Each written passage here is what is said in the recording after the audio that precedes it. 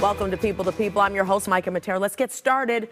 After retiring from a very successful career in broadcast news, which spanned over 4 decades, Robert Jordan has turned his attention toward writing a book that goes in depth about how TV news covers crime. That book's called Murder in the News, and he's here to talk all about it. First of all, we call you Bob around here, and we've missed you a lot. Thanks for coming back to do this. Well, thank you. It's such a pleasure to be here. Oh, it's wonderful. Why write this book now? I mean, you've been covering crime and murder for a long time. That's right. But, you know, so much has changed in television, especially within the last 5 to 10 years, that I thought it was appropriate time to write it, because when I began covering news in the 70s, we were using film. Today, you can pull up to the scene and begin broadcasting and reporting almost instantaneously. So there are new responsibilities that reporters have that they didn't years ago. Not to mention social media is there. Exactly. Sometimes it's on the internet before we even get to the scene. That's right. And assignment editors and producers, who are the gatekeepers in the newsroom, were the ones who determine which stories we cover and which ones we ignore. And so I wanted to look at them and see how it is that we decide on the stories to cover and place on the news, because many times viewers see our trucks in the neighborhood, but the stories are not there. And they often wonder, why didn't you guys put my story on? You talk about assignment editors. Folks need to know the assignment editor is the one who assigns you the story, who decides what stories we should cover. And you pretty much sent out a survey to the assignment editors within the Chicago area. Right. What did the questions on that survey say? I wrote up several scenarios and asked them to judge where they would send the crews. Now, the assignment editors are the hardest working people in the newsroom. They rarely get the attaboys because they have the responsibilities for determining which stories to cover. So I devised all of these scenarios and sent them out in this questionnaire. Where would you send a crew if you had a murder occurring on Michigan Avenue and you had a murder occurring on King Drive and you had one crew to send? Where would you send them? And they had to answer these questions. Well, many times they would also say, well, we would break out an anchor person, or we would find a way to cover the story. But that's not what I was looking for. I wanted to determine which story, which location was the most important, where they would send that crew if they had to make a decision. And you found out probably it was in Michigan Avenue, the Mortani area, because why? Because we have an understanding that we've passed on to our viewers that some people, some locations are more important than others. And so when you look at the crimes that occur in the city, if you lined up 10 people and said, do you believe that all people are equal, that we should cover everyone's murder equally? They'd say yes, but that's not true. Because if you have the murders of a politician or an important civic leader or someone like that versus a homeless member of the community or a gang member, those wouldn't be covered equally, because we have a perception that some people are more important than others. So it's not fair. It's not fair, but the producers and assignment editors are also thinking about what will draw in the viewers and what will cause people to watch my station more than the others, and what crimes, what stories are more likely to be the ones that we want our people to watch, so that we can become the #1 station, the #1 newscast, and that's the bottom line that drives everyone else. And what story is more unheard of? You know, it's more unheard of to see a story on North Michigan Avenue, a murder on North Michigan Avenue, than it is maybe in an Englewood neighborhood or something like that. But you know, this perception is really tricky. If you took a black teenager on the West Side and had him shot and killed and he's a gang member, we may not cover him. But if you took that same teenager and put some books under his arm and had him walking to school when he was shot and killed, we'd have minicam trucks all over the place and helicopters in the sky. If you had a white female killed on Michigan Avenue, helicopters in the sky. But if you placed her in the uptown neighborhood and she was homeless, we may not cover her, because there's these different perceptions that some people are more important than others. But would you say it's racist? It's not necessarily racist, but there is some socioeconomic details that enter into it. There's also ageism as well. Babies are always more important than adults. Women are more important than men.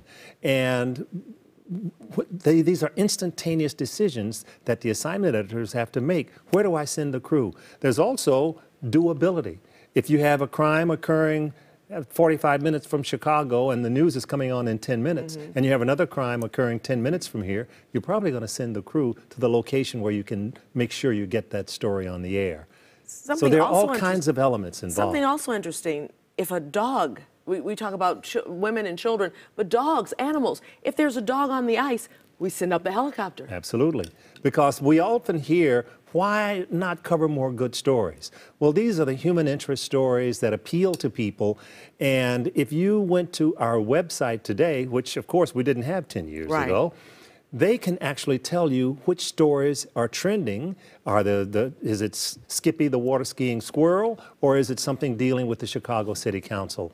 And so this clickbait, as it's known, will cause some people to go in. So there's a responsibility on the part of producers to make sure that we get these ethical stories on as well, and not just the ones that we know people will want to see, but the stories we have a responsibility to put on the air. Did you learn anything from the book, from writing the book? I did. I think one of the things that we can do is get producers, assignment editors, and inside people out into the streets more often.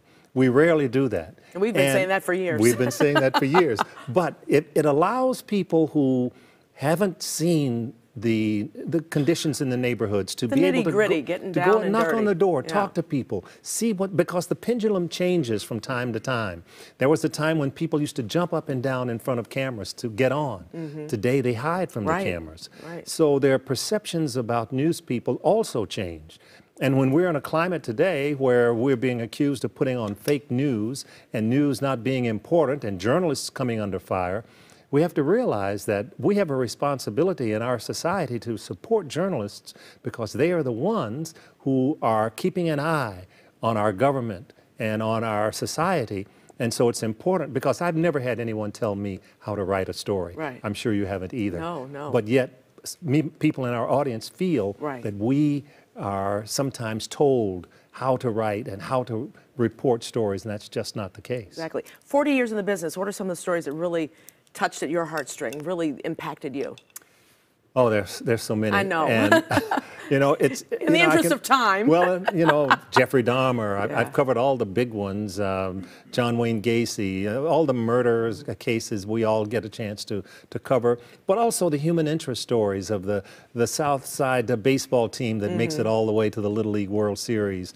The wonderful people in the neighborhoods whom you meet accidentally, who come up to you on the street because they recognize you and tell you, that they like to watch your station and they enjoy you. These are the wonderful benefits of being in the industry. And we see how all of these people are affected by the way we cover news. And when we have minicam trucks rolling through the neighborhoods and people think that the story's going to be on, and it isn't, they wonder, why is my neighborhood not important?